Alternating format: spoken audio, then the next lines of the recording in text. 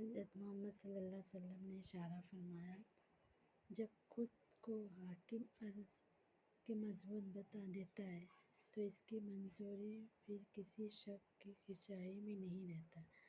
جو دعا اللہ تعالیٰ خود تعلیم فرمائے، ان میں جس قدر دین و ضرورت کی ایت اگر ہم لوگ قیامت تک بھی سوچیں گے تو نہیں ہوگا۔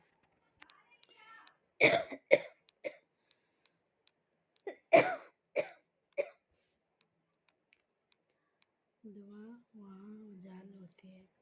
مثلا کسی صحابی نے صبر کی دعا کی، حضور صلی اللہ علیہ وسلم نے اشارہ فرمایا تھا، درخواست کی، اور ایک صحابی نے یہ دعا کی، عذاب مجھ کو آخرت میں ہونا، وہ سب نہیں ہو جائے گا۔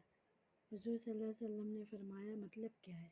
قرآن مجید کی تلاوت کے علاوہ کسی تاثیر کی دعا، ان دعاؤں کو رد کر دیا۔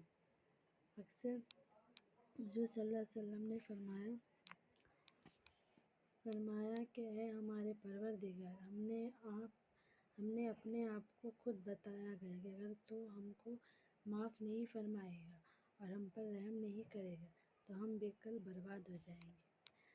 ہم اللہ ہی کا مال ہیں، ہم کو جس حال میں چاہے رکھے، اور ہم اس طرح ٹوٹ کر جانے والے نہیں ہیں۔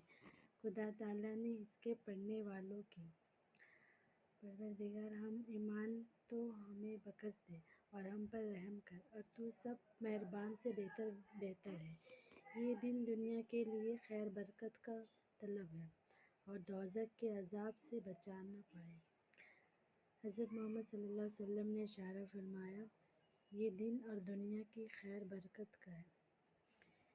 اے ہمارے پروردگار، ہمیں دنیا ہی میں خیر برکت دے اور آخرت میں بھی خیر برکت دے، اور ہم کو دوزخ کے عذاب سے بچا لے۔ دعا در زخموں کو دیکھ کر اللہ تعالیٰ نے یہ دعا مانگا کرے، اے ہمارے رب، ہم کو کنگال لوگوں کے ساتھ شامل مت کر۔ حضرت عمر رضی اللہ صلی اللہ علیہ وسلم نے اشارہ فرمایا، صبر و بخاری ایمان کی سلامت دعا ہوتی ہے۔ اے ہمارے پروردگار، ہم صبر ڈال دے اور اپنے فرما برداری کی حالات ہم کو موت دے دے۔ دعا خدا تعالیٰ نے مسلمان کو والدین کی مغفرت کے واسطے دیتی فرمایا، والدین کے کمال اور درجہ کے عظمت احترام پر روشنی پڑتے ہیں۔ اے ہمارے پروردگار، جس طرح میرے والدین